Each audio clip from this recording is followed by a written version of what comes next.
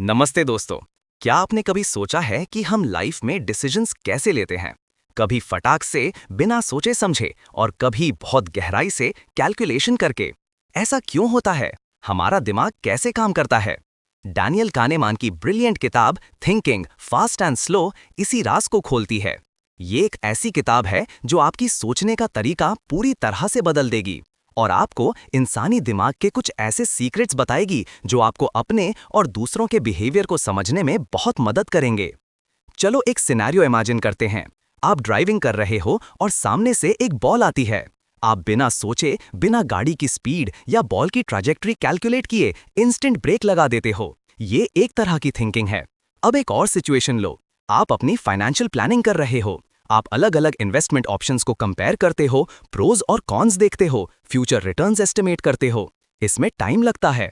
कानेमान कहते हैं कि हमारे दिमाग में दो अलग सिस्टम्स हैं जो इन दो तरह की थिंकिंग को हैंडल करते हैं और इन दोनों सिस्टम्स को समझना हमारे लिए बहुत जरूरी है। सिस्टम 1 कानेमान कहते हैं वो फास्ट थिंकिंग है। ये इंट्यूटिव है, इमोशनल है, ऑटोमेटिक है और एफर्ट फ्री है। जब आपको 2+2 का आंसर देना हो या किसी चेहरे पे गुस्सा देख के समझना हो या वो बॉल देख के ब्रेक लगाना हो, ये सब सिस्टम 1 करता है। ये हमें जल्दी डिसीजंस लेने में मदद करता है और ज्यादातर सिचुएशंस में काम आता है। ये हमारा सबकॉन्शियस माइंड है जो पैटर्न रिकॉग्निशन करता है और हमें तुरंत रिस्पॉन्स देता है। System 2 on the other hand वो स्लो थिंकिंग है। ये डेलिब्रेट है, लॉजिकल है, कॉन्शियस है और एफर्ट इंटेंसिव है। जब आपको एक कॉम्प्लेक्स मैथ प्रॉब्लम सॉल्व करनी हो या अपनी इनकम टैक्स रिटर्न कैलकुलेट करनी हो या कोई बड़ा इन्वेस्टमेंट डिसीजन लेना हो, ये सब सिस्टम 2 करता है। इसमें फोकस चाहिए, कंसंट्रेशन चाहिए और मेंटल एनर्जी लगती है। सिस्टम 2 लेजी होता है।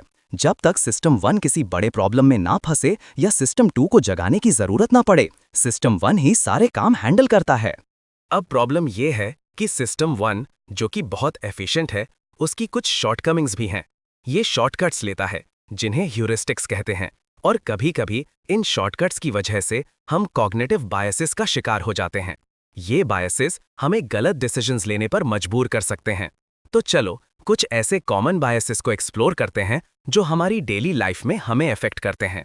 सबसे पहले बात करते हैं एंकरिंग इफेक्ट की। इमेजिन कीजिए आप एक सेकंड हैंड फोन खरीदने गए हैं।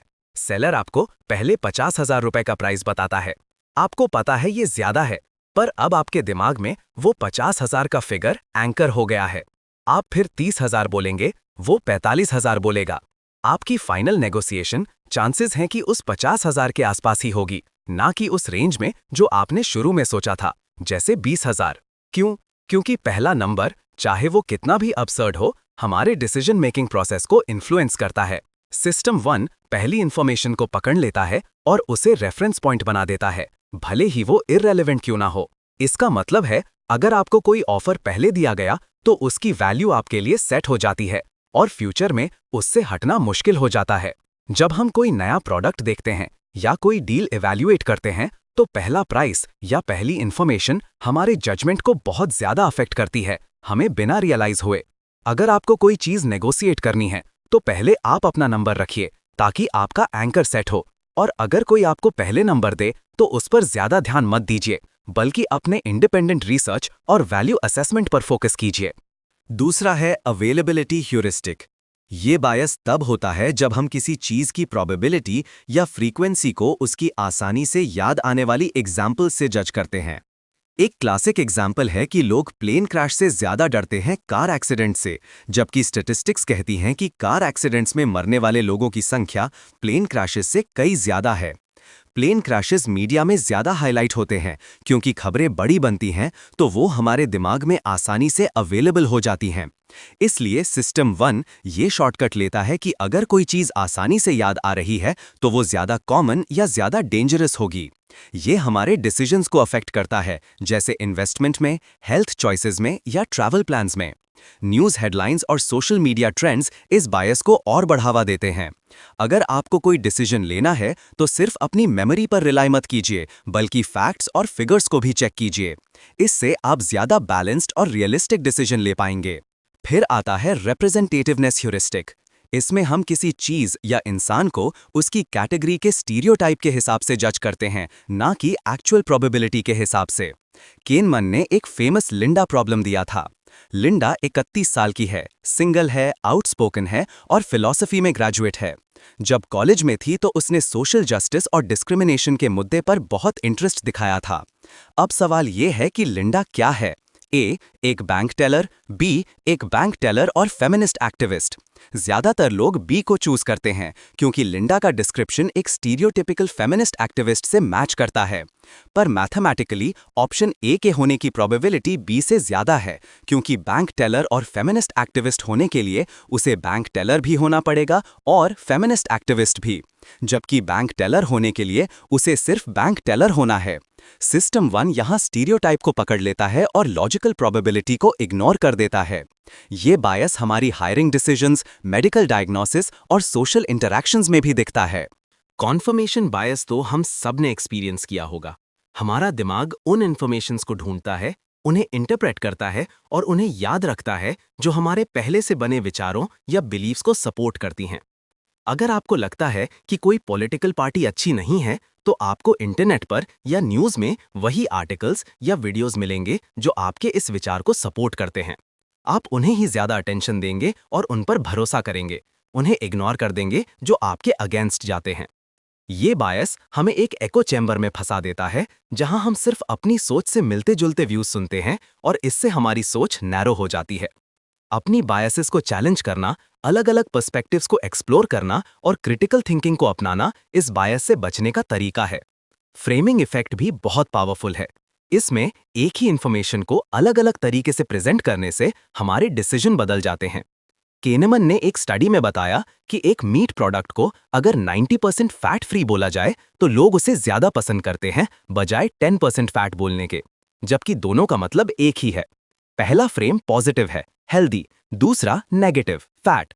डॉक्टर्स भी पेशेंट को बोल सकते हैं कि सर्जरी में 10% रिस्क है या 90% सफल होने के चांसेस हैं।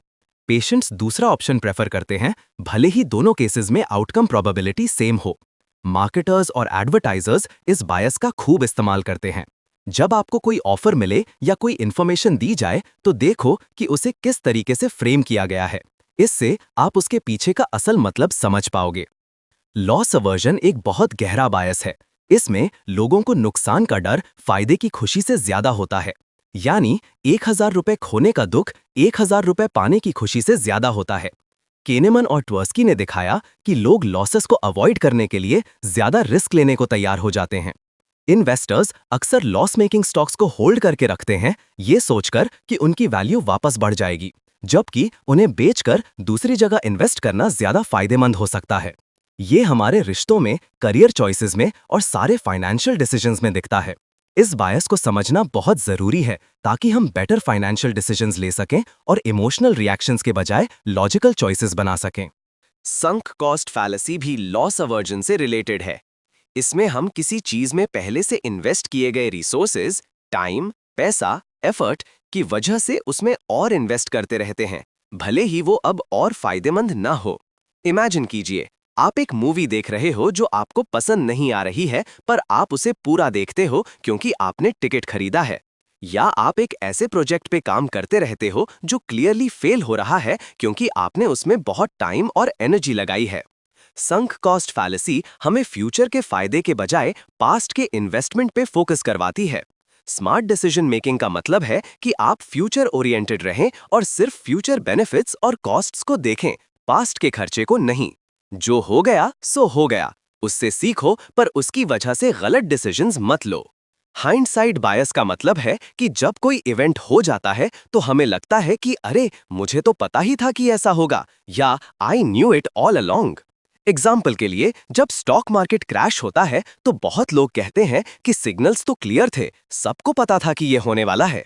पर असलियत में उस वक्त मेजॉरिटी को पता नहीं होता। ये बायस हमारी मेमोरी को मैनिपुलेट करता है और हमें ओवर कॉन्फिडेंट बनाता है। हम पास्ट इवेंट्स को प्रिडिक्टेबल मानते हैं जबकि वो वक्त पर अनप्रिडिक्टेबिलिटी से भरे होते हैं।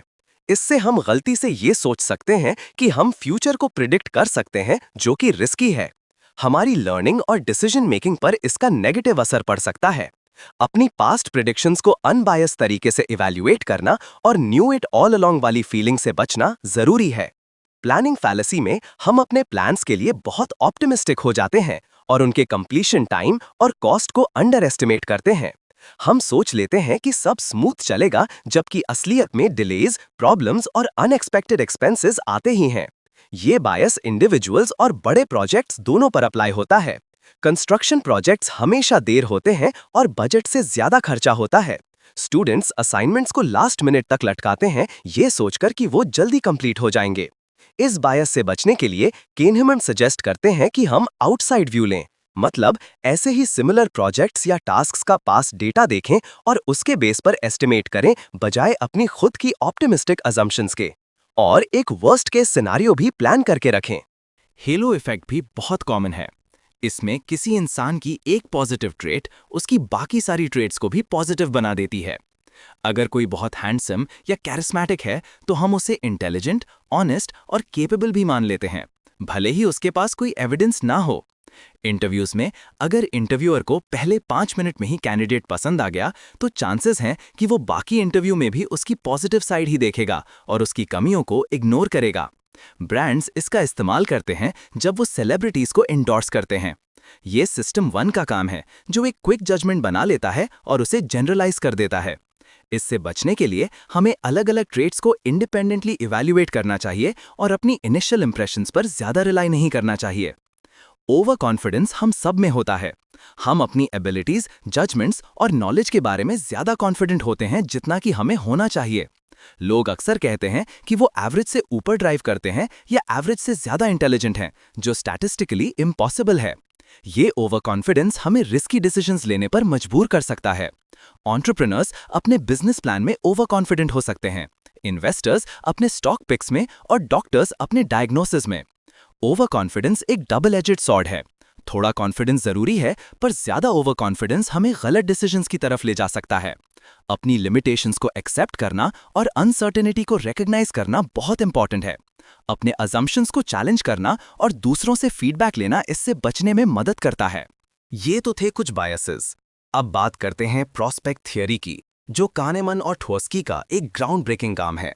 इस थियरी ने इकोनॉमिक्स के ट्रेडिशनल व्यू को चैलेंज किया कि लोग हमेशा रैशनल होते हैं। प्रोस्पेक्ट थियरी बताती है कि लोग गेन्स और लॉसेस को अलग अलग तरीके से परसीव करते हैं और इसमें रेफरेंस पॉइंट बहुत इंपॉर्टेंट होता है। आप कोई चीज गेन कर रहे हो या लॉस कर रहे हो, ये आपके रेफरेंस पॉइंट पर डिपेंड करता है। एग्जाम्पल के लिए, अगर आपका रेफरेंस पॉइंट 10,000 रुपए है तो 12,000 रुपए को आप गेन मानेंगे और 8,000 को लॉस। ये थियरी बताती है कि लॉसेस का दुख गेन्स की खुशी से ज्यादा इंटेंस होता है, लॉस अवर्जन का ही एक पार्ट। और हम रिस्क को गेन्स के मामले में अवॉइड करते हैं, पर लॉसेस के मामले में रिस्क लेने को तैयार हो जाते हैं। ये हमें समझाता है कि हमारी रिस्क एपेटाइट कैसे बदलती है सर्कमस्टांसेस के हिसाब से, और इसका मार्केटिंग, फाइनेंस और पब्लिक पॉलिसी में बहुत एप्लीकेशन है। ईगो डिप्लीशन एक और इंटरेस्टिंग कॉन्सेप्ट है। सिस्टम 2 को काम करने के लिए मेंटल एनर्जी चाहिए। कानेमन और रॉय बॉमाइस्टर जैसे रिसर्चर्स ने दिखाया है कि विल पावर और सेल्फ कंट्रोल एक फाइनाइट रिसोर्स है। जैसे एक मसल थक जाती है, वैसे ही हमारा सिस्टम 2 भी मेंटल एफर्ट के बाद थक जाता है। अगर आपने सुबह से बहुत सारे कॉम्प्लेक्स डिसीजंस लिए हैं या खुद को बहुत कंट्रोल किया है, तो शाम तक आपकी विल पावर कम हो जाती है।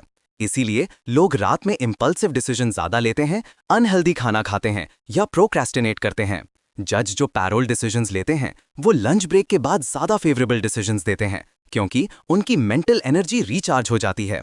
इस कॉन्सेप्ट का मतलब है कि हमें अपने सबसे इंपॉर्टेंट डिसीजंस तब लेने चाहिए जब हम फ्रेश हों, और अपनी विल पावर को वाइजली मैनेज करना चाहिए। ब्रेक लेना और मेंटल एनर्जी को रिप्लेनिश करना बहुत जरूरी है। Finally, peak and rule. जब हम किसी एक्सपीरियंस को याद करते हैं तो हम उसके हर पल को याद नहीं रखते। कहनेमन बताते हैं कि हम उस एक्सपीरियंस के पीक मोमेंट्स, यानी सबसे इंटेंस पॉजिटिव या नेगेटिव मोमेंट, और उसके एंड को याद रखते हैं, और इन दोनों पॉइंट्स का एवरेज ही हमारे ओवरऑल एक्सपीरियंस का इंप्रेशन बनाता है। एग्जाम्पल के लिए, एक वेकेशन भले ही वो ओवरऑल बहुत अच्छा रहा हो, पर अगर उसका एंड खराब था, जैसे फ्लाइट मिस हो गई, तो हमारी मेमोरी में वो वेकेशन एवरेज या खराब बन जाता है।